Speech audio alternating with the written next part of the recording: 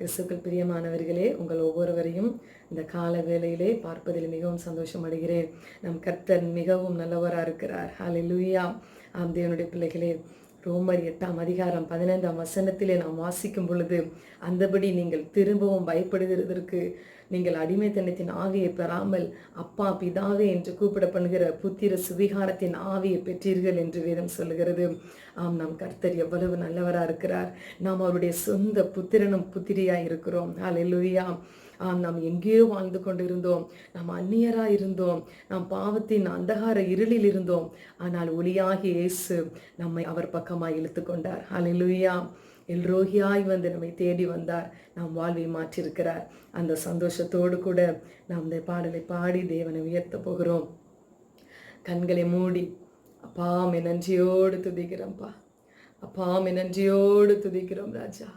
நீர் எங்களை தேடி வந்தீங்களா ஆண்டவரே? நாங்கள் எங்கேயோ வாழ்ந்த எங்களை எங்க தேடி வந்தீங்களே ராஜா. உங்க அன்பிற்கு ஈடு இல்லப்பா. ஹல்லேலூயா. நன்றி ஆவியானவரே. இருதயத்தின் ஆழத்திலிருந்து தகப்பனுக்கு நன்றிகள் செலுத்தலாமா? துதி ஏறெடுக்கலாமா? நன்றி ஆவியானவரே, நன்றி ஆவியானவரே. உள்ளத்திலிருந்து அப்பா உம்மை உயர்த்துகிற துதிகள் எழும்பட்டும். ஹல்லேலூயா. என்னை தேடி இயேசு வந்தார், எந்தன் வாழ்வை மாற்றி விட்டார். என்னை தேடி இயேசு வந்தார், எந்தன் வாழ்வை மாற்றி விட்டார். அல்லேலூயா நான் பாடுவேன், அல்லேலூயா நான் பாடுவேன், ஆடி பாடி துதித்திடுவேன். கரங்களை தட்டி உற்சாகத்தோடு பாடுவோமா? என்னை தேடி இயேசு வந்தார், எந்தன் வாழ்வை மாற்றி விட்டார். என்னை தேடி இயேசு வந்தார், எந்தன் வாழ்வை மாற்றி விட்டார். அல்லேலூயா நான் பாடுவேன், அல்லேலூயா நான் பாடுவேன், ஆடி பாடி துதித்திடுவேன். நான் ஆடி பாடி துதித்திடுவேன். என்னை தேடி இயேசு வந்தார், என்னை தேடி வந்திரப்பா, எந்தன் வாழ்வை மாற்றி விட்டார். மகனானே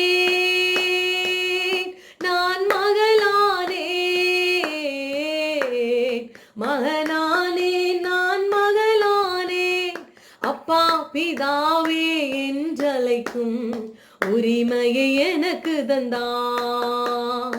அப்பா பிதாவே என்றழைக்கு உரிமையை எனக்கு தந்தார். என்னை தேடி இயேசு வந்தார், எந்தன் வாழ்வை மாற்றி விட்டார். ஆவி தந்தார், தூய ஆவி தந்தார், ஆவி தந்தார், தூய ஆவி தந்தார். வல்லமையும் அன்பும் ஞானமும் கொண்ட பரிசுத்த ஆவி தந்தார். வல்லமையும் அன்பும் ஞானமும் கொண்ட பரிசுத்த ஆவி தந்தார். என்னை தேடி இயேசு வந்தார், எந்தன் வாழ்வை மாற்றி விட்டார்.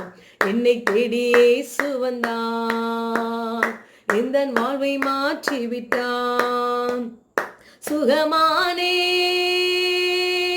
நான் சுகமானே, சுகமானே நான் சுகமானே. இயேசு கிறிஸ்துவின் காயங்களால் சுகமானேன், சுகமானேன். அறிக்கை செய்வோமா? இயேசு கிறிஸ்துவின் காயங்களால் சுகமானேன், சுகமானேன். என்னை தேடி இயேசு வந்தார், எந்தன் வாழ்வை மாற்றி விட்டார். என்னை தேடி இயேசு வந்தார், எந்தன் வாழ்வை மாற்றி விட்டார்.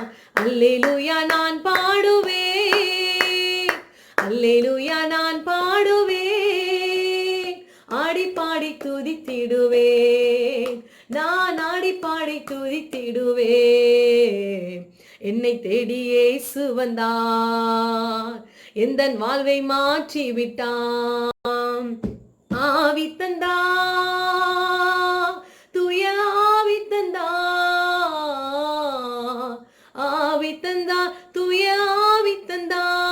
வல்லமையும் அன்பும் ஞானமும் கொண்ட பரிசுத்த ஆவிதந்தா.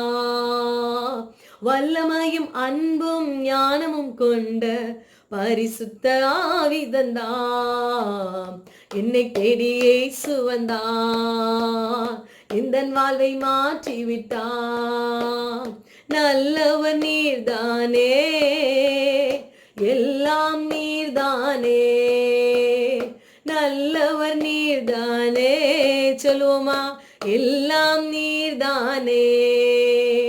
என்னை சரே நன்றி, இம்மானுவேல் நன்றி, இரட்சகரே நன்றி, இஸ்ராஜா நன்றி.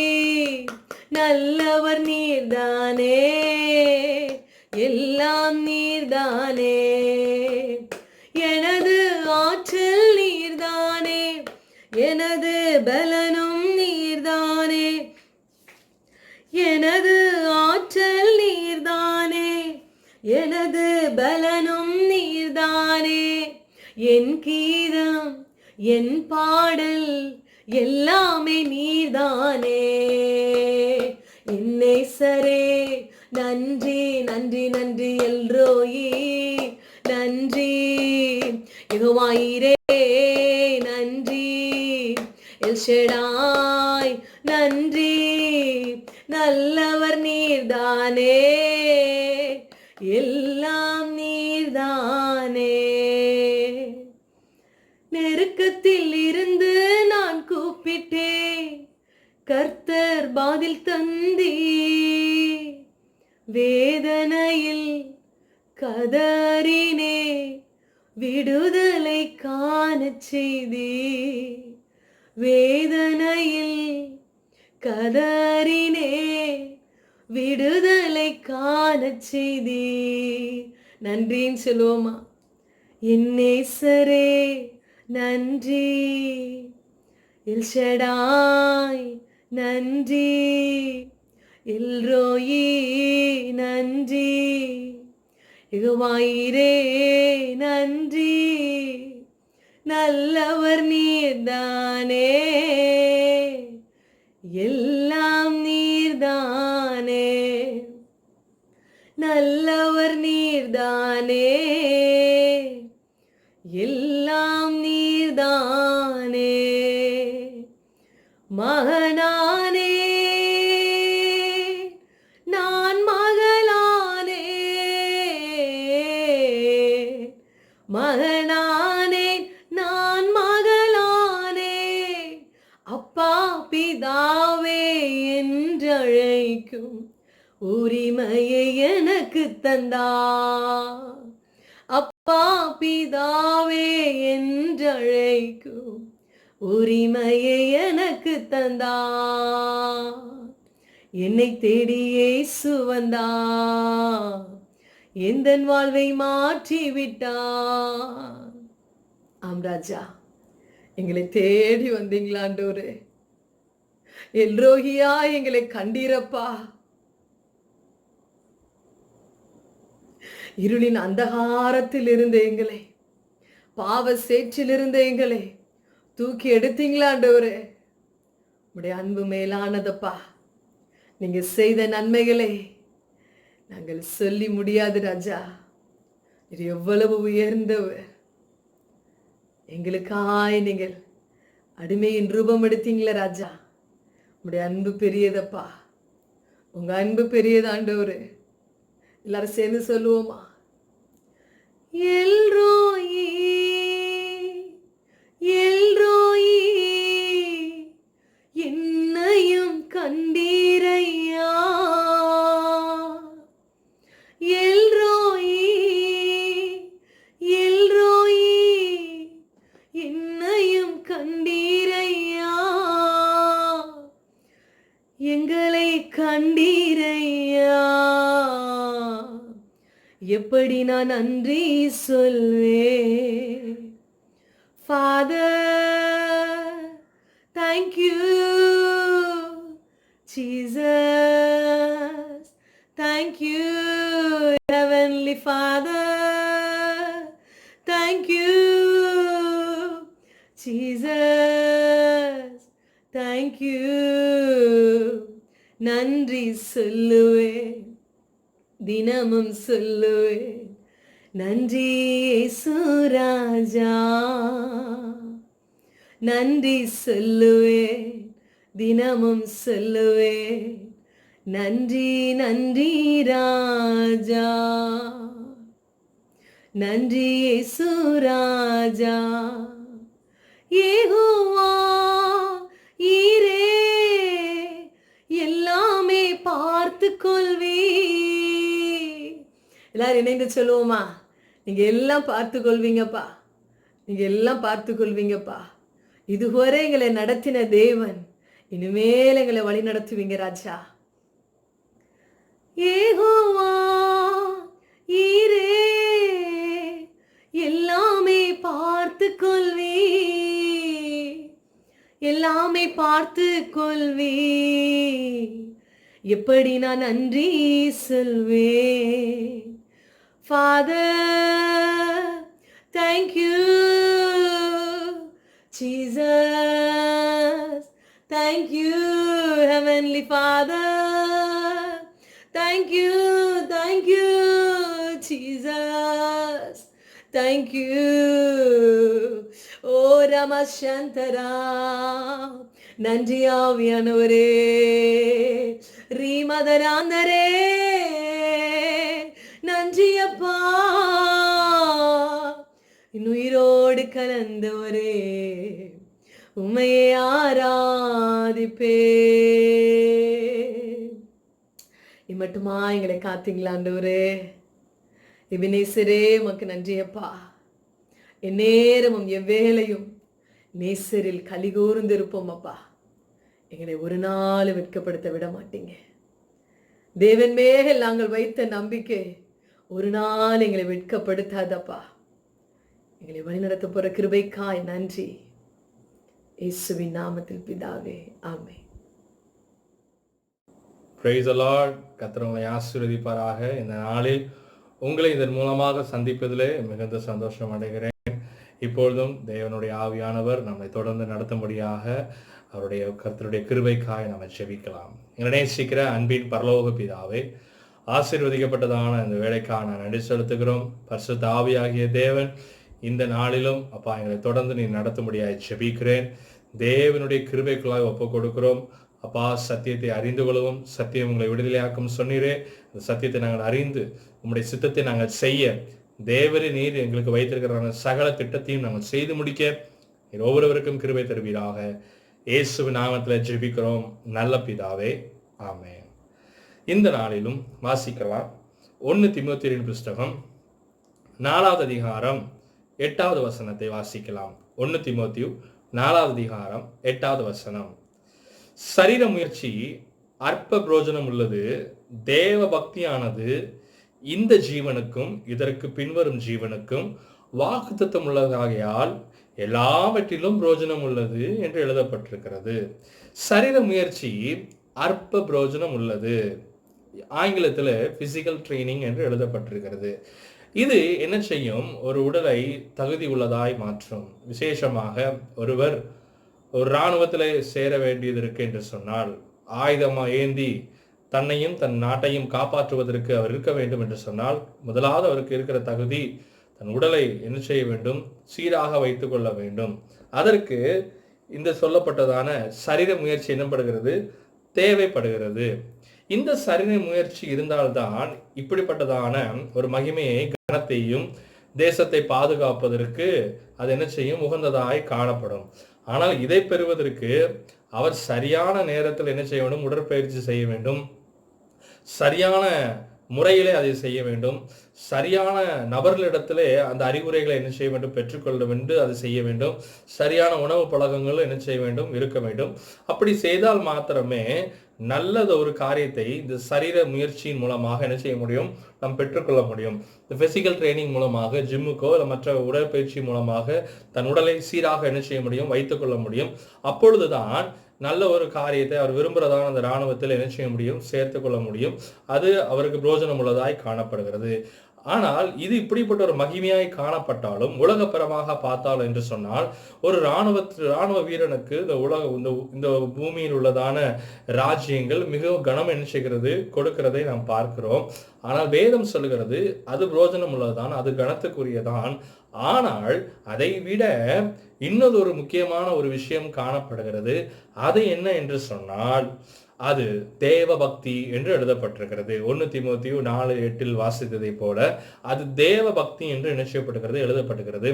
தேவ பக்தி என்று சொன்ன உடனே உங்களிடத்துல யாராவது உங்களுக்கு தேவ பக்தி உண்டு என்று கேட்டால் நமக்கு கட்டாயம் என்ன செய்ய வரும்? ஒரு கோபத்தோடு சொல்லுவோம், ஏன் கட்டாயம் எனக்கு இருக்கிறது, தேவ பக்தி எனக்கு இருக்குது, எனக்கு இல்லைன்னு யார் சொன்னா அப்படின்னு என்ன செய்ய முடியும்? கேட்கக்கூடும். தேவ பக்தி நமக்குள் இருக்கிறது என்று நாம் என்ன செய்கிறோம்? நம்புகிறோம். ஆனால் வேதம் சிலவற்றை குறிக்கிறது. தேவ பக்தி ஒருவனுக்குள்ளாக இருக்கும் என்று சொன்னால் ஒரு சில காரியங்களை என்ன செய்ய போகிறோம்? பார்க்க போகிறோம். ஒரு 7 விஷயங்களை என்ன செய்ய போகிறோம்? பார்க்க போகிறோம். இந்த 7 விஷயம்தான் தேவ பக்தியை உண்டாக்கும். இல்லை என்றால் தேவ பக்தி என்று சொன்னவுடன் இந்த 7 விஷயம்தான் உண்டு என்று அல்ல. ஆனால் தேவன் உங்களுக்கு வெளிப்படுத்தும்படியாக இந்த 7 விஷயத்தை உங்களுக்கு எடுத்து என்ன செய்கிறேன்? வேதத்தின் மூலமாக என்ன செய்கிறேன்? கொண்டு வந்திருக்கிறேன். இந்த நாளிலும் தேவ பக்தி நமக்கு உண்டு என்று சொன்னால் தேவ பக்தி இருக்கும் மாத்திரத்திலே வேத வசனம் சொன்னதை போல அது இந்த ஜீவனுக்கும் இதற்கு பின்வரும் ஜீவனுக்கும் வாக்குத்தத்தம் உள்ளவையா இருக்கிறது. தேவன் நமக்கு வாக்குத்தத்தம் கொடுக்கிறார். ஒரு மனுஷன் கொடுப்பதை அல்ல, கர்த்தர் வாக்குத்தத்தம் என்ன செய்கிறார்? தருகிறார். தேவன் ஒரு வாக்குத்தத்தை தருவார் என்று சொன்னால் நிச்சயமாகவே என்ன செய்வார்? நிறைவேற்றி முடிப்பார். ஆனால் இந்த வாக்குத்தத்தத்திற்கு ஒரு திறவுகோலாகவே எது காணப்படுகிறது என்று சொன்னால் தேவ பக்தி. அல்லேலூயா. தேவ பக்தி ஒவ்வொரு மனிதருக்கும் தேவையாய் காணப்படுகிறது. விசேஷமாக இரட்சிப்பின் அனுபவம் பெற்றதான தேவனுடைய பிள்ளைகளுக்கு, கிறிஸ்துவை அறிந்ததான தேவனுடைய பிள்ளைகளுக்கு இது மிகவும் அவசியமாய் இருக்கிறது. சரி, முதலாவது ஒரு காரியம், தேவ பக்தியில் முதல் ஒரு விஷயம், அவன் தேவ பக்தி உடையவனாய் இருப்பான் என்று சொன்னால் தேவனோடு உறவு கொண்டவனாய் காணப்படுவான். ரிலேஷன்ஷிப் வித் காட், கர்த்தரோடு உறவு என்ன செய்யப்படும்? காணப்படும். வாசிக்கலாம். ஒரு தேவ பக்தி உடையதான ஒரு மனிதனை என்ன செய்ய போகிறோம்? பார்க்க போகிறோம். ஆதியாகமத்தின் புஸ்தகம் 37வது அதிகாரம் 5வது வசனத்தையும் 9வது வசனத்தையும் வாசிப்போம் என்று சொன்னால் அங்கே சொல்லப்படுகிறது, யோசேப்பு ஒரு சொப்பனம் கண்டு, 9வது வசனத்திலே காணப்படுகிறது, அவன் வேறொரு சொப்பனம் கண்டு என்று எழுதப்பட்டிருக்கிறது. இந்த 2 சொப்பனங்களும் அவனுடைய எதிர்காலத்தை மாத்திரமல்ல, இஸ்ரவேல் ஜனத்தின் எதிர்காலத்தையும் தேவன் அவன் மூலமாக இஸ்ரவேல் தேசத்திற்கு ஜனத்திற்கு ஒரு பெரிய ஒரு மீட்பை வைத்திருக்கிறார் என்றும், ஆபிரகாம் ஈசாக்கு யாக்கோபுக்கு கொடுத்ததான வாக்குத்தத்தத்தை நிறைவேற்றும் பொறுப்பாக இந்த இஸ்ரவேல் ஜனங்களை அந்த சமயத்தில் பாதுகாக்கும்படியாக இந்த மனிதன் என்ன செய்கிறார்? ஏற்படுத்துகிறார். இந்த சொப்பனம் தேவனிடத்திலிருந்து வருகிறதாய் காணப்படுகிறது. அப்படி என்று சொன்னால் அங்கே அநேக சகோதரர்கள் இருக்கிறார்கள் யோசேப்போடு. ஆனால் யோசேப்புக்கு மாத்திரமே தேவன் இதை என்ன செய்கிறார்? வெளிப்படுத்துகிறார். ஏனென்றால் இவன் தேவனோடு உறவுள்ளவனாய் காணப்படுகிறான். அவன் தகப்பனும் தேவனோடு உறவு கொண்டவனாய் காணப்படுகிறான். ஆகையால் பெரிய காரியத்தையும் ஜெயத்தையும் என்ன செய்கிறான்? பெற்றுக்கொள்கிறதை என்ன செய்கிறோம்? பார்க்கிறோம். பாருங்க, யோசேப்பானவன் தேவனோடு உறவு கொண்டவனாய் காணப்படுகிறான். ஆகையால் கர்த்தர் அவன் மேல் ஒரு பெரிய திட்டத்தை என்ன செய்கிறார்? வைக்கிறார். அப்போ ஒரு மனிதன் தேவ பக்தி உடையவனாய் இருப்பேன் என்று சொன்னால் முதல் காரியம் அவனுக்குள்ளாக என்ன இருக்கும் என்று சொன்னால் கர்த்தரோடு ஒரு உறவு இருக்கும். தேவனோடு உறவை வைத்திருப்பான். தினமும் ஜெபிக்கிறவனாய் காணப்படுகிறான். வேதத்தை வாசித்து தியானிக்கிறவனாய் காணப்படுவான். அது மாத்திரமல்ல, அதன்படி நடப்பவனாய் என்ன செய்வான்? காணப்படுவான். No man is perfect. எல்லாரும் உள்ளவர்கள் அல்ல, எல்லாரும் முற்றும் தேறினவர்கள் அல்ல. ஆனாலும் அதற்கு நேராய் நம்ம எல்லாரும் என்ன செஞ்சு கொண்டிருக்கிறோம்? நடந்து கொண்டு போய் கொண்டிருக்கிறோம். இந்த தேவ பக்தி இருந்தால் மாத்திரமே கர்த்தர் உங்களுக்கு கொடுத்ததான வாக்கு தத்தத்தை நிறைவேற்றுவராய் இருக்கிறார். இது இந்த உலகத்திற்கும் இனிவரும் உலகத்திற்கும் அது என்னவா இருக்கிறது? மிகவும் பிரோஜனம் உள்ளதாய், எல்லாவற்றுக்கும் பிரோஜனம் உள்ளதா இருக்கிறது என்று வேதம் என்ன செய்கிறது? சொல்லுகிறது. இயேசு கிறிஸ்துவை குறித்து கூட நம்ம பார்க்கிறோம். லூக்காவின் புஸ்தகம் 22வது அதிகாரம் 41வது வசனத்திலே அங்க என்ன செய்கிறோம்? பார்க்கிறோம். இயேசு கிறிஸ்து முழங்கால் படியிட்டு ஜெபிக்கிறார் என்று என்ன செய்யப்பட்டிருக்கிறது? எழுதப்பட்டிருக்கிறது. கெத்செமனே தோட்டத்திலே பிதாவினிடத்தில் என்ன செய்கிறார்? ஜெபிக்கிறார். அவர் பிதாவோடு எப்பொழுதும் உறவு கொண்டவராய் காணப்படுகிறார். அவர் சிறு வயது முதற்கொண்டே தேவனை தேடுகிறவராய் காணப்படுகிறார். அவர் தேவ ஆலயத்திலும் ஜெப ஆலயங்களிலும் அவர் என்ன செய்கிறார்? தேவனை பற்றியும் தேவனோடு இருக்கிறதான உறவையும் என்ன செய்கிறார்? எப்பொழுதும் கொண்டவராய் காணப்படுகிறார். அல்லேலூயா. பாருங்க, இப்போ நமக்கும் அந்த உறவு என்ன செய்யப்பட வேண்டும்? தேவைப்படுகிறது. எப்பொழுதும் நான் தேவனோடு உறவு கொண்டவனாய் காணப்படுகிறோம். Always getting connected to God. கர்த்தரோடு எப்பொழுதும் இணைந்திருக்கிறதான ஒரு காரியம் இருக்கும் என்று சொன்னால், கர்த்தருடைய தேவ பக்தி என்று சொல்வதான காரியம் என்னிடத்தில் இருக்கிறது என்று அர்த்தம். அப்ப முதலாவது பார்த்தோம், அது என்ன என்று பார்த்தோம்? அது தேவனோடு கொண்டதான உறவு. முதல் காரியம் தேவனோடு உறவு. இரண்டாவது ஒரு காரியம் இருக்கிறது, அது கீழ்ப்படிதல். வாசிங்க, ஆதியாகமத்தின் புஸ்தகம் 37வது அதிகாரம் 13வது வசனம். ஆதி ஆகமம் 37:13 இப்படி எழுதப்பட்டிருக்கிறது. அப்பொழுது இஸ்ரவேல் யோசேப்பை நோக்கி, உன் சகோதரர் சீகேமிலே ஆடுகளை மேய்க்கிறார்கள் அல்லவா? உன்னை அவர்களிடத்துக்கு அனுப்புகிறேன், வா என்றான். அவன், இதோ போகிறேன் என்றான். பாருங்க, தன் தகப்பனாகிய யாக்கோபு யோசேப்பை அழைத்து சகோதரர்களை போய் விசாரித்து வரும்படியாக என்ன செய்கிறார்? அவர் அனுப்புகிறார். அவர் சொன்ன மாத்திரத்திலே அதுக்கு எந்த மறுப்பும் தெரிவிக்காமல் உடனடியாக என்ன செய்கிறான்? நான் போகிறேன் என்று சொல்லுகிறான். அவன் சொல்லவில்லை, எனக்கு தேவன் சொப்பனத்தையும் தரிசனத்தையும் கொடுத்த மாத்திரத்திலே நீங்கள் அறிவீர்களே, என் சகோதரர்கள் எல்லாரும் என்னை பகைத்தார்களே. 5வது வசனம் 9வது வசனம் 37வது அதிகாரத்திலே பார்க்கிறோம். அவர்கள் அவனை பகைத்தார்கள், அவன் மேல் எரிச்சல் உண்டார்கள் என்று என்ன செய்கிறது? வேதம் சொல்லுகிறது. ஆனால் இவன் அதையெல்லாம் என்றும் சொல்லவில்லை. ஆம் தகப்பனே, நான் அப்படியே செய்கிறேன் என்று என்ன செய்கிறான்? சொல்லுகிறான். வா என்று சொன்ன உடனே உடனடியாக செயல்படுகிறான். ஒரு கீழ்ப்படிதல் உள்ளதான ஒரு மனிதன், தேவ பக்தி உடையவனான ஒரு மனிதன் கீழ்ப்படியவனாய் காணப்படுவான். யாருக்கு கீழ்ப்படுகிறவனாய் காணப்படுவான்? பிள்ளைகளாய் இருப்பீர்கள் என்று சொன்னால் உங்கள் பெற்றோருக்கு கீழ்ப்படிந்து உள்ளவர்களாய் காணப்படுவீர்கள். அல்லேலூயா. விசுவாசிகளாய் இருப்பார்கள் என்று சொன்னால் அவருடைய ஊழியக்காரருக்கு என்ன செய்வார்கள்? கீழ்ப்படிந்து இருப்பார்கள். ஒரு மாணவனாய் இருப்பான் என்று சொன்னால், மாணவியாய் இருப்பார்கள் என்று சொன்னால் தன் ஆசிரியருக்கு கீழ்ப்படிந்து இருப்பார்கள். அல்லேலூயா. அதே போலதான் நீங்களும் நானும் தேவனுக்கு கீழ்ப்படிந்து என்ன செய்ய வேண்டும்? இருக்க வேண்டும். அதன் தேவன் விரும்புகிறார். அல்லேலூயா. அதை அவன் என்ன செய்கிறான்? யோசேப்பை பார்க்கிறோம், அவன் கீழ்ப்படிந்து இருக்கிறான். எந்த ஒரு சாக்கு போக்கும் சொல்லல. சில நேரம் தேவ ஆவியானவர் தேவ ஊழியர் மூலமாகவோ உங்களிடத்தில் வேதனுடைய வார்த்தை மூலமாகவோ பேசுவார். இதை செய் என்று சொல்லுவார். அது உடனடியாக செய்ய வேண்டும். செய்யாமல் போவோம் என்று சொன்னால் அது நிமித்தமாக அநேக நேரங்களில் நாம் என்ன செய்வோம்? பலவீனம் அடைவோம். தேவனுடைய வாக்குத்தத்தம் நம்மளிடம் நிறைவேறாமல் தள்ளி போய்கொண்டு என்ன செய்யும்? காணப்படும். ஆகையால் நாம் கீழ்ப்படிந்து உள்ளவர்களாய் காணப்பட வேண்டும். தேவ பக்தி எனக்குள்ளாக இருக்கும் என்று சொன்னால் நான் கீழ்ப்படியுள்ளவனாய் காணப்படுகிறேன். இயேசு கிறிஸ்துவை பார்க்கிறோம். லூக்காவின் புஸ்தகம் 22வது அதிகாரம் 42வது வசனத்திலே இவ்வாறு எழுதப்பட்டிருக்கு, ஆயினும் என்னுடைய சித்தத்தின்படி அல்ல, உம்முடைய சித்தத்தின்படியே ஆக கடவுது என்று ஜெபம் பண்ணினார். பாருங்க, அங்கே இயேசு கிறிஸ்து பிதாவினிடத்தில் என்ன செய்கிறார்? ஜெபிக்கிறார். என்னுடைய சித்தம் அல்லப்பா, உம்முடைய சித்தத்தின்படி என்ன செய்யணும்? நடக்கட்டும். யோசேப்பை போலவே இயேசு கிறிஸ்து என்ன செய்கிறார்? இங்கே பார்க்கிறார். யோசேப்பு பாருங்க, ஒரு கனிதரும் செடி. இயேசு கிறிஸ்து பாருங்க, பிதாவின் சித்தத்தை செய்கிறாராவே காணப்பட்டார். பிதா பிதா பிதாங்கிறதே ஃபோக்கஸ் பண்ணிக்கிட்டே இருப்பார். அவரோடு ஒரு உறவு, பிதாவுக்கு கீழ்ப்படிந்து இருக்கிற வாழ்க்கை. நாமும் அப்படியே செய்ய வேண்டும். தேவ பக்தி நமக்கு தேவை. தேவ பக்தி, நான் கிறிஸ்தவன் என்று நாம் மெச்சிக்கொள்வோம் என்று சொன்னால் எனக்கு தேவ பக்தி கட்டாயம் தேவை. அந்த தேவ பக்தியில் இரண்டாவது ஒரு காரியம் கீழ்ப்படிதல் கட்டாயம் தேவை. இதை கேட்கிறதான தேவனுடைய பிள்ளை, கர்த்தர் உங்களோடு பேசி கொண்டிருக்கிறார். தேவன் உங்களிடத்தில் ஏதோ ஒரு காரியத்தை எதிர்பார்க்கிறார். அநேக நேரம் சொல்லிக்கொண்டே இருக்கிறார். அதை நீங்கள் செய்யும் பொழுது கீழ்ப்படிந்து செய்வீர்கள் என்று சொன்னால் அதை நீங்கள் ஆசீர்வாதத்தை இன்றே நீங்கள் பெற்றுக்கொள்வீர்கள். மூன்றாவது ஒரு காரியத்தை நம்ம பார்ப்போம். தேவ பக்தி ஒருவனுக்குள்ளாக இருக்கும் என்று சொன்னால் அவனுக்குள்ளாக நிச்சயமாகவே இது காணப்படும். என்ன அப்படின்னு பார்த்தா அமைதி. ஆதியாகமத்தின் புஸ்தகம் 37வது அதிகாரம் 28வது வசனம். ஆதி ஆகமம் 37வது அதிகாரம் 28வது வசனம்.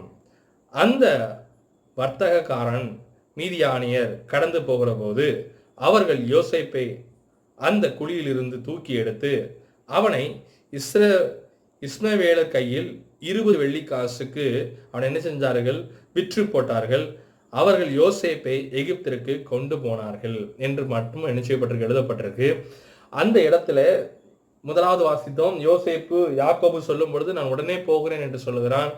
சீகேமுக்கு அந்த இடத்திற்கு வரும் பொழுது அங்கு ஒருவன் நினைச்சுக்கிறான், பேசுகிறதை பார்க்கிறோம். சகோதரரை பார்க்கும் பொழுது பேசுகிறான். ஆனால் இந்த இடத்துல யோசேப்பு பேசினதாக என்ன செய்யப்படவில்லை, போடப்பட ஒரு அமைதியை என்ன செய்கிறது காணப்படுகிறது. சங்கீதத்தின் புஸ்தகம் 23வது அதிகாரம் 2வது வசனத்திலே பார்க்கிறோம். தேவன் என்ன செய்கிறார், அமர்ந்த தண்ணீர் அண்டைக்கு என்ன செய்கிறார், கொண்டு போய் விடுகிறார் என்று வேதம் என்ன செய்கிறது சொல்லுகிறது. ஒரு ஸ்டில் வாட்டர், ஒரு அமைதியான ஒரு சூழ்நிலை. தேவ பக்தி ஒருவனுக்குள்ளாக இருக்கும் என்று சொன்னால் படபடுப்பானவர்களாக இருக்காது. ஒரு மாதிரி பயபக்தியோடு ஒரு பயத்தோடு இருக்கிறதான காரியம், ஒரு அமைதியான ஒரு காரியம் இருக்கும். Will be very compost man. ஒரு அமைதியான ஒரு சூழ்நிலை அவனுக்குள்ளாக என்ன செய்யப்படும், காணப்படும். சூழ்நிலை நமக்கு சாதகமாய் இல்லாத நாட்களிலும் ஒரு அமைதி அவனுக்குள்ளாக நிச்சயம், சமாதானம் அவனுக்குள்ளாக காணப்படும். சூழ்நிலையை கண்டு சோர்ந்து போகாதபடி ஒரு நியூட்ரலா என்ன செய்வான், அவன் இருப்பான். யோசேப்பை பார்க்கிறோம்.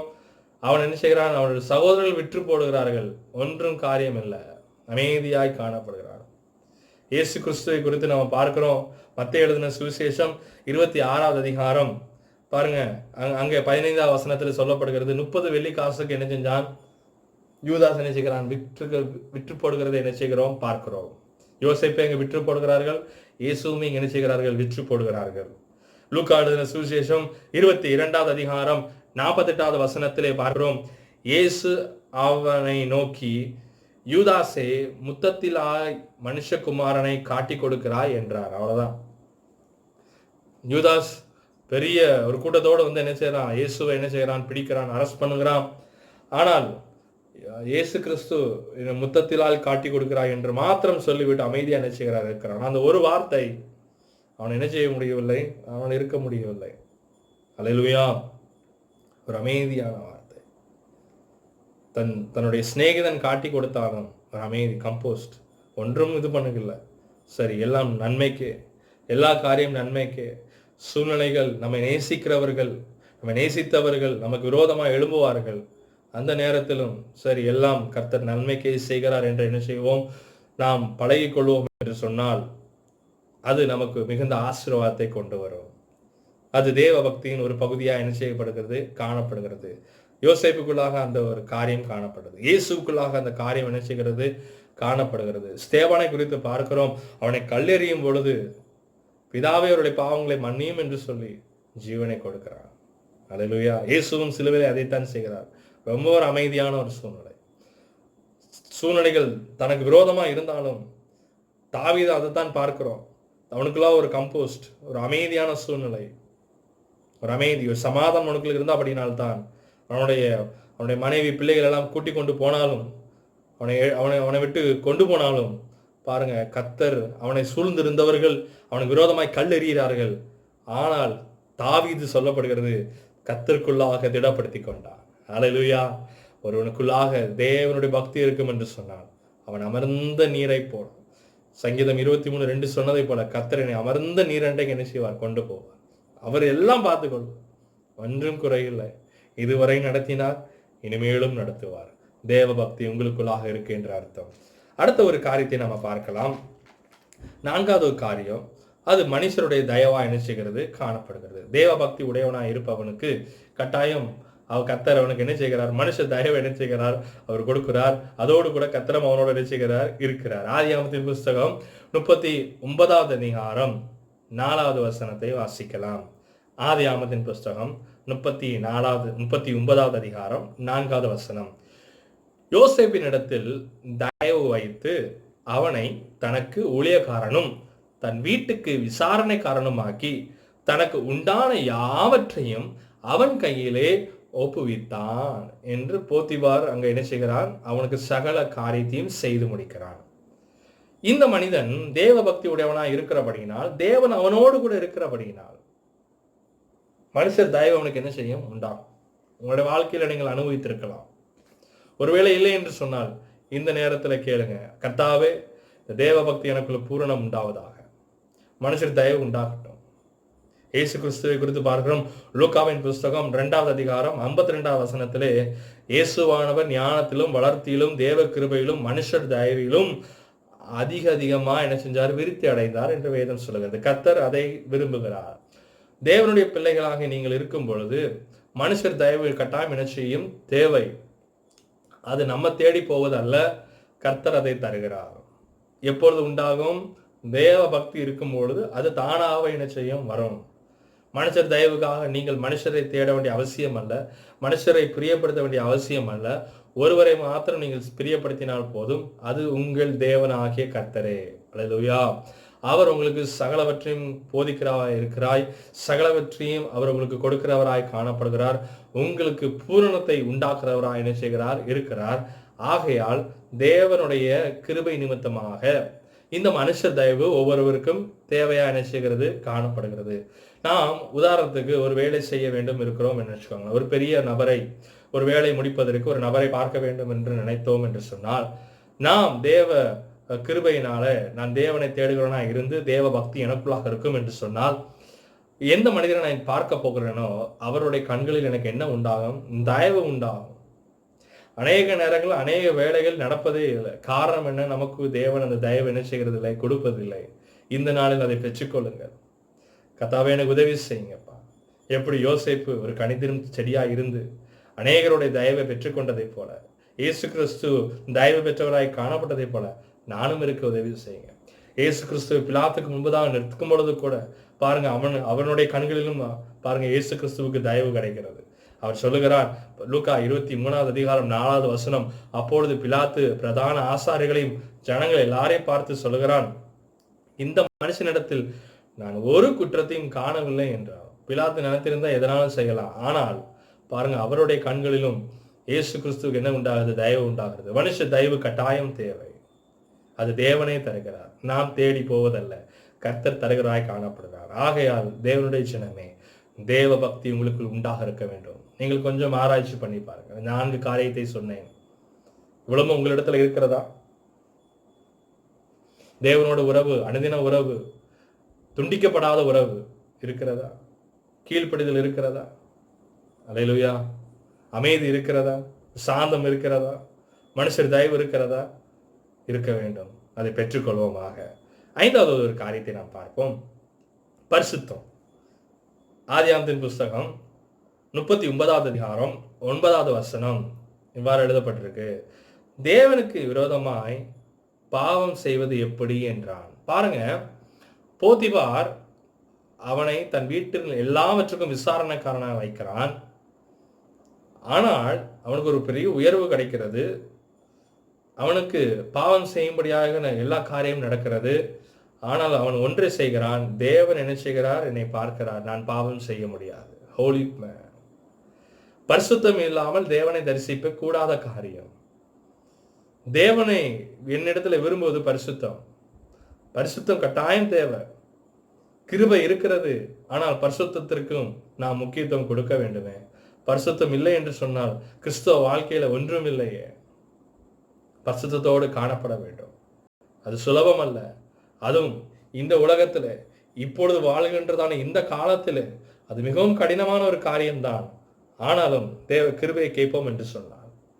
ஒரு ரகசியம் உண்டு. பாவத்திலே நான் விழாமல் இருப்பதற்கு ஒரு பெரிய ரகசியம். தேவ வார்த்தை எந்த மனிதன் வாசித்து தியானம் பண்ணுகிறானோ அந்த வார்த்தை அவன் சிந்தையிலே காணப்படும். பாவம் பிறப்பிக்கும் முதல் இடம் இந்த சிந்தை தான்.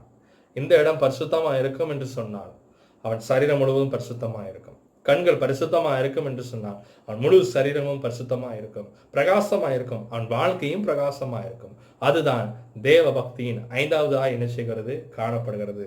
2 கொரிந்தியரின் புஸ்தகம் 5வது அதிகாரம் 21வது வசனத்துல வாசிக்கிறோம். 2 கொரிந்தியர் 5வது அதிகாரம் 21வது வசனம், நாம் அவருக்குள் தேவனுடைய நீதியாகும்படிக்கு பாவம் அறியாத அவரை நமக்காக பாவமாக்கினார். இயேசு கிறிஸ்து பாவம் அறியாதவராய் என்ன செய்யப்பட்டார்? காணப்பட்டார். ஏனென்றால் நாமும் அப்படியே வாழும்படியாகத்தான். நானும் பாவம் இல்லாதபடி பரிசுத்தமாய் வாழுவதற்கே தேவன் நம்மளை அழைத்திருக்கிறார். கிருபை கொடுத்திருந்தாலும் என்னிடத்திலே கர்த்தர் தினமும் பரிசுத்தத்தை எதிர்பார்க்கிறார். அனுதினமும் பரிசுத்தம் நமக்கு கட்டாயம் தேவை. பரிசுத்தம் இல்லாமல் கர்த்தர் எனக்கு தருவார், எல்லாம் செய்வார், வாக்குத்தத்தம் கொடுத்திருக்கார் என்று சொன்னால் நடக்குமா? கட்டாயம் நடக்காது. தேவ பக்தி வேண்டுமே. பரிசுத்தத்துக்கு உங்களை நீங்கள் ஒடுக்க சித்தமா இருக்க வேண்டுமே, சரீரத்தை ஒடுக்க வேண்டுமே. தேவன் விரும்புவதன் பரிசுத்தத்தை நான் வாஞ்சிக்க வேண்டுமே. பலவீனத்தில் மத்தியிலும் பலன் தருகிற கர்த்தர் இருக்கிறார், ஆவியானவர் இருக்கிறார், தேவ வார்த்தை இருக்கிறது. அதனாலதான் அடிக்கடி சொல்லுகிறது உண்டு, தேவனுடைய வார்த்தை அனுதினமும் வாசிங்க, அனுதினம் தியானம் பண்ணுங்க. தேவனோடு உறவு, ஜெபம், தேவ பிள்ளைகளோடு சபையோடு ஐக்கியம் இருக்கும் பொழுது பரிசுத்தத்தின் காரியம் உங்களிடத்திலே காணப்படும். பரிசுத்தம் இருக்கும் என்று சொன்னால் தேவ பக்தி உண்டு என்று உங்களிடத்திலே அர்த்தம். அல்லேலூயா, அல்லேலூயா. நான் முதலாவது கேட்டதே போலத்தான், தேவ பக்தி உங்களுக்கு இருக்கிறதா? ஆமென். சரி, 6வது ஒரு காரியத்தை பார்ப்போம். ஆதியாகமத்தின் புஸ்தகம் 40வது அதிகாரம் 14வது வசனத்திலே வாசிக்கிறேன். இதுதான் அதன் அர்த்தம் என்று சொன்னதும் அன்றி, நீ வாழ்வடைந்திருக்கும் போது என்று யோசேப்பு அங்கே வருகிறதான அந்த பார்வோனுடைய வேலைக்காரர்களை சிறையில வைத்து பார்க்கிறான். அவர்கள் இருவரும் சொப்பனம் காண்கிறார்கள். அந்த சொப்பனத்திற்குள்ள விளக்கத்தை என்ன செய்கிறான் சொல்லுகிறான். சொல்லிவிட்டு இந்த வார்த்தை என்ன செய்கிறான் சொல்லுகிறான். என்ன சொல்லுகிறான்? நீ வாழ்வடைந்திருக்கும் பொழுது. யோசேப்பு வாழ்வடைந்திருக்கல. யோசேப்பு எங்க இருக்கிறாரு? அவர் சிறையில தான் இருக்கிறாரு. ஆனால் அவனுக்குள்ள ஒரு விசுவாசம். எப்படியும் கர்த்தர் என்ன செய்வாரு? வெளியே கொண்டு போவார். அவனுக்குள்ளாக தேவனை குறித்து நம்பிக்கை இருந்தபடினால்தான் அடுத்தவனுக்கு சொல்ல முடியுது, நீ வாழ்வடைந்து இருக்கும் பொழுது கர்த்தர் உன்னை உயர்த்த போகிறார். அல்லேலூயா. உங்களை பார்த்து நான் சொல்லுகிறேன் என்று சொன்னால், நான் கர்த்தருக்குள்ளாக விசுவாசிக்கிறபடினால் ஆமென், கர்த்தர் உங்களை உயர்த்த போகிறார். இந்த நாளிலும் தானே உயர்த்த போகிறார். விசுவாசம் உங்களுக்குள் உண்டாவதாக. விசுவாசம் என்பது என்ன? நம்பப்படுகளின் உறுதியும் காணப்படாதவர்கள் நிச்சயமாய் இருக்கிறது. ஒன்றுமே நமக்கு இல்லை என்று நினைப்போம், ஆனால் விசுவாசம் உண்டு என்று சொன்னால் சகலமும் கர்த்தர் செய்து முடித்திட்டார் என்கிறதான அந்த நிச்சயம் உங்களுக்கு உண்டாகும். அல்லேலூயா. விசுவாசம் உலகத்தை ஜெயிக்கிற ஜெயமா என்ன செய்கிறது? இருக்கிறது. இயேசு கிறிஸ்து பார்க்கிறோம், அவர் விசுவாசத்தின் ரூபமாகவே காணப்படுகிறார். அவர் ஆடையை தொட்ட மாத்திரத்திலே சுகம் உண்டாகுது. அல்லேலூயா. அற்புதம் செய்யும் பொழுதெல்லாம் அவர் இடத்துல சொல்கிறதான காரியம், உங்கள் விசுவாசமே அதை என்ன செஞ்சிட்டு உங்களை விடுதலையாக்கிட்டேன் என்று சொல்கிறார். விசுவாசம் நிச்சயம் நமக்கு தேவை. விசுவாசம் இருக்கா? தேவன் மேல் முழு விசுவாசம். ஆதியிலிருந்து விசுவாசம் இப்ப இருக்கிறதா? கர்த்தர் ஏன் இப்படி எல்லாம் வாதிக்கிறார்? கர்த்தர் ஏன் இந்த காரியங்களை செய்கிறார் என்கிறதான கேள்வி இருக்கிறதோ? இல்ல, அதற்கு மாறாக கர்த்தர் இந்த நாளிலும் எனக்கு கொடுத்த வாக்குதத்தை நிச்சயமாகவே நிறைவேற்றுவார். இந்த இருக்கிறதான ஒரு சின்ன தாழ்வு, இப்பொழுது இருக்கிறதான ஒரு சின்னதான ஒரு நெருக்கம் சீக்கிரமாய் மாறப்போகிறது. நான் விசுவாசிக்கிறேன், கர்த்தர் எனக்கு செய்ய போகிறார் என்கிற நிச்சயம் உங்களுக்கு இருக்கும் என்று சொன்னால், தேவ பக்தியின் அடுத்த பகுதி உங்களுக்கு என்ன செஞ்சு இருக்கிறது என்று அர்த்தம். விசுவாசிப்போம், கர்த்தர் பெரிய காரியங்களை செய்வார். கடைசியாக ஒரு காரியத்தை வாசிக்கலாம். ஆதியாகமத்தின் புஸ்தகம் 41வது அதிகாரம் 16வது வசனம். இந்த 7வது காரியம் என்ன என்றால், தன்னைத்தானே வெறுத்து, எம்டி ஆர் செல்ஃப், நமக்குள்ளா இருக்கிறதான எல்லாவற்றின் சுயத்தை வெறுத்து. அல்லேலூயா. கலாத்தியரின் புஸ்தகம் 2வது அதிகாரம் 20வது வசனம் சொல்வதை போல, இனி நான் அல்ல, என்னிலே கிறிஸ்துவை என்ன செய்கிறார்? வாழ்கிறார். அல்லேலூயா. அந்த காரியத்துக்கு நமக்கு வர வேண்டும். தேவ பக்தி உண்டு என்று சொன்னால், தன்னை மறைத்து இயேசுவை வெளிப்படுத்துவது, தன்னை மறைத்து தேவனை வெளிப்படுத்துவது. நான் அல்லப்பா, கர்த்தர் பெரிய உயர்வு உங்களுக்கு கொடுத்திருக்கலாம், இது என்னால் அல்ல, அவர் கொடுத்த கிருபை அப்படின்னு நம்ம சொல்லும் பொழுது கர்த்தருடைய தேவ பக்தி உங்களுக்குள் இருக்கிறது. ஆதியாகமத்தின் புஸ்தகம் 41வது அதிகாரம் 16வது வசனத்தில் எழுதப்பட்டிருக்கு, அப்பொழுது யோசேப்பு பார்வோனுக்கு பிரதியுத்தரமாக, நான் அல்ல, தேவனே பார்வோனுக்கு மங்களகரமான உத்தரவு அருள செய்வாராக என்றான். பாருங்க, யோசேப்பு வெகு காலமாய் பார்த்து கொண்டிருந்ததான எதிர்பார்த்ததான விடுதலை என்னது இப்போ வருது. பார்வோனுக்கு முன்பதாக நிற்கிறான், சொப்பனத்தை என்ன செய்வான்? விளக்க போகிறான். அதுக்கு முன்பதாக பார்வோன் சொல்லுகிறான், நீ சொப்பனத்தை விளக்குறவனா இருக்கிறாய் என்று நான் கேள்விப்பட்டேன், உண்மையா என்று கேட்கிறான். ஆம், நான் எல்லா சொப்பனத்தையும் சொல்லுவேன், நான் இத்தனை பேருக்கு நான் சொல்லியிருக்கேன். நம்ம இருந்தால் அப்படித்தான் சொல்லியிருக்கலாம். நான் உம்முடைய பானபாத்திரக்காரனுக்கு நான் தான் சொப்பனத்தை விளக்கி சொன்னா, இன்னைக்கு உங்க முன்னாடி நிற்கிறான், பாருங்க நீங்க என்ன இப்படி கேட்டுட்டீங்க அப்படின்லாம் சொல்லியிருக்கிற வாய்ப்பு உண்டு. ஆனால் பாருங்க, அவன் ஒண்ணுமே சொல்லல. அமைதியான மனிதன், தன்னை மறைக்கிற மனிதன், தன்னை மறைத்து தேவனை வெளிப்படுத்துகிறதான காரியம்தான் தேவ பிள்ளைகள். அல்லேலூயா. விசுவாசி என்று சொன்னால், நான் அல்லப்பா, என்னிலே கிறிஸ்து இருக்கிறார், நான் ஒன்றும் இல்லை, அவருடைய கிருபை தான் என்ன நான் உங்களுக்கு முன்பதாக நிற்பதே தேவனுடைய கிருபை. நான் நிற்பதும் நிர்மலமாகாமல் இருப்பது கர்த்தருடைய கிருபையே.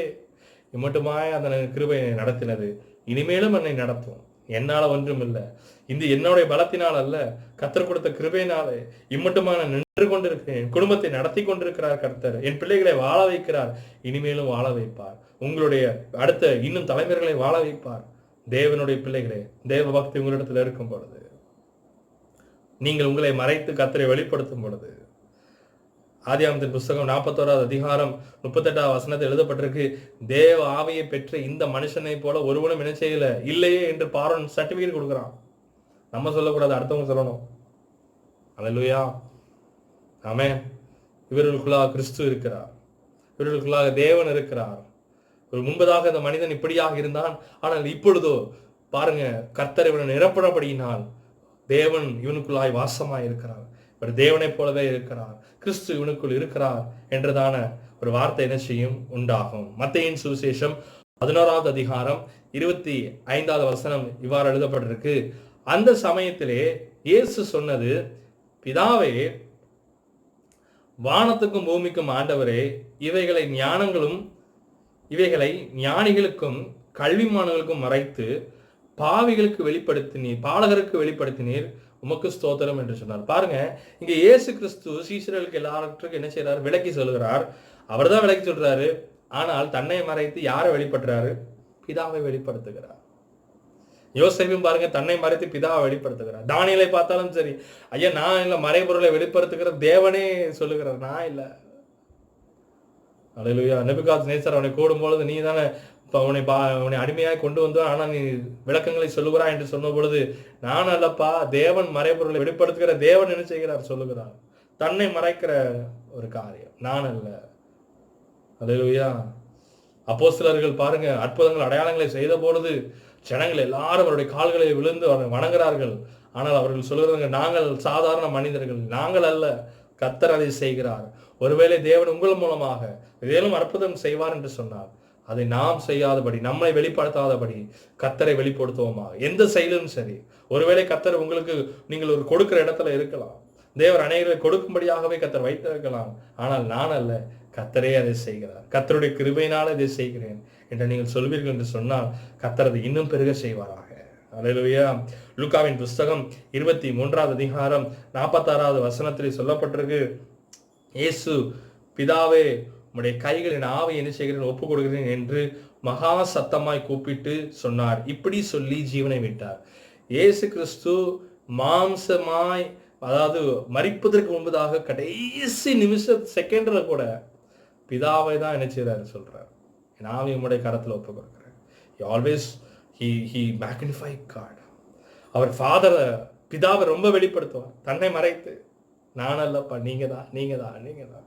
அவரே அப்படி செய்வார, நம்ம ஏமாத்துறோம். அல்லேலூயா. இனி நான் அல்ல, கிறிஸ்துவே நிலை வாழ்கிறார். அவ பார்த்தோம், தேவ பக்தி நமக்கு கட்டாயம் தேவை. ஆமென். அல்லேலூயா. பாருங்க, மறுபடியும் வசனத்தை வாசிக்கிறேன்.